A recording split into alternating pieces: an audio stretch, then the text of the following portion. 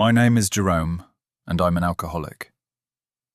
It's a lot easier for me to say that in writing than it was in my first Alcoholics Anonymous meeting. The thing is, I'm still coming to terms with the whole being an alcoholic thing. But I do have to come to terms with it, because it's what caused the breakup of my relationship. I met Tracy back in my college days, and we hit it off immediately. We were into the same bands, so when I asked her to go to a gig with me, she said yes, and the rest is kind of history.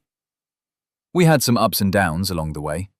She saw some other guys, I saw some other girls, but by the time we both graduated, we were a very steady item. Our relationship was always easy. We've always been so comfortable together. At least, we were, until I started drinking. The stupid thing is, there wasn't even any catalyst for me turning to alcohol. I've always drunk. We both have. Just regular amounts, like normal people who enjoy going to gigs and concerts. But somewhere along the line, I took it too far. I started drinking too much, and I don't even know how it happened. But I do know what the consequences were. I started sleeping in late, coming home from work late because I was going to bars. Tracy was seeing less and less of me, and the little she did see of me, I was drunk or hungover. She didn't like what she saw, and who can blame her? One weekend, she woke me up early and had it out with me. "This has to stop," she told me. "The drinking has to stop. You're not the person I fell in love with." But the thing about being drunk all the time is that it is highly addictive. You need the alcohol. It's not as easy as all that to just stop. And I guess I figured we'd been together so long, she wasn't really going to do anything about it if I carried on drinking. I took her for granted, and that was my biggest mistake. So you won't be surprised to hear that one day I came home in the early hours of the morning, blind drunk, and she was gone. The worst of all is that I didn't even notice until late into the next day. When I woke up hungover, I couldn't find her anywhere. It was another hour or two before I found the note she left, explaining that she couldn't take this anymore, that I had to sort myself out before she would come back. I did try to sort myself out. I did try to stop drinking. But it isn't that easy.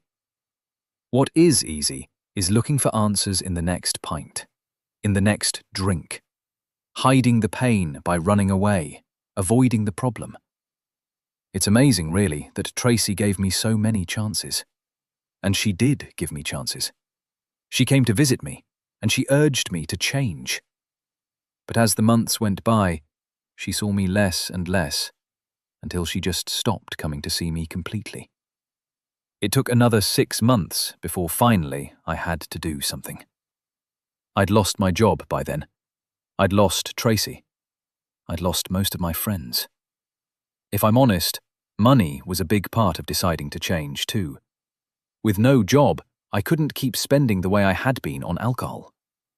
I didn't even tell you how I got kicked out of the flat because I'd stopped paying rent. I was sleeping on a friend's floor, and they were threatening to kick me out because I stank and drank and didn't contribute in any way. Something had to give, and that's when I finally joined Alcoholics Anonymous and stood up and said the infamous line. It took me a long time to quit, but the thought of getting my life back kept me going. And quit I did, with a lot of hard work and willpower, and even more help from the great people at the AA. But by the time I was dry, Tracy had moved on. When I went to find her again, to show her how different things were, it was too late. She said she was happy for me, but that she was seeing someone new. Joshua, I have to tell you, that was the hardest thing of all. The most difficult moment in my whole sorry story. I'd put her through hell, and I'd gone through hell to get myself dry. The thought of getting my life back with Tracy was what pulled me through it. And now it looked like all that was for nothing. The temptation to give in and go back to drink was almost overwhelming. But something, a voice in the back of my head said, "No, don't do it." As long as you're dry, there's a chance. Go back to the bottle, and you might as well just die, because she'll never, ever take you back. And so, somehow, miraculously, by listening to that little voice, I stayed off the drink. And even more miraculously, I found your website. When I told you my story, you agreed to do the spell on Tracy. You warned me it wouldn't necessarily be a quick process, that you can't rush love. That was fine. It had taken me months and months of hard work to get myself off the drink. I could take some time to win back my old life. I have to say, I was really happy with how you kept in contact with me through everything. You told me what was happening and kept in touch after the spell. Your most important advice was to not go banging on Tracy's door, no matter how much I was desperate to do exactly that. You said the spell would make her fall in love with me all over again, but that it had to be her choice to do something about it, and to come and find me when she was ready. It was still a surprise when that day came. By then, I had got myself another job, rented a small place, and was working on rebuilding my life, reconnecting with my friends and so on. It was through one of those friends that she got my new address, and literally came and knocked on my door. Man, I was so happy to see her. Of course, it wasn't as simple as that. It's not like in the movies, she didn't fall into my arms or anything. She told me she'd been thinking about me a lot recently, and wanted to see me and see how I was doing. There was something in her eyes, though.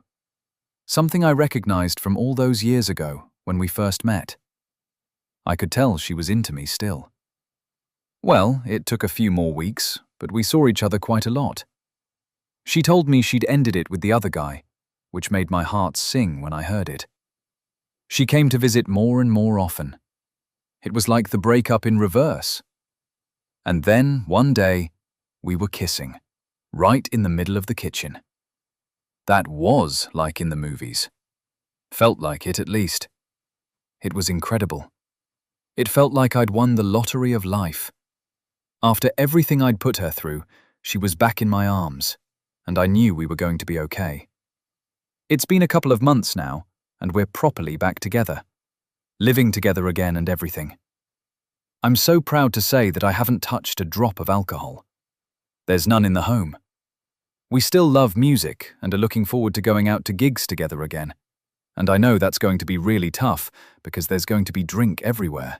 And as any recovering alcoholic will tell you, you're never really recovered, but always recovering. Every day's a challenge. But I also know that if I'm tempted to just have the one, I only have to look at Tracy and remember how bad things got, and I'll be okay. I hope that by sharing my story, I can spread a bit of hope to someone else who feels they've hit rock bottom.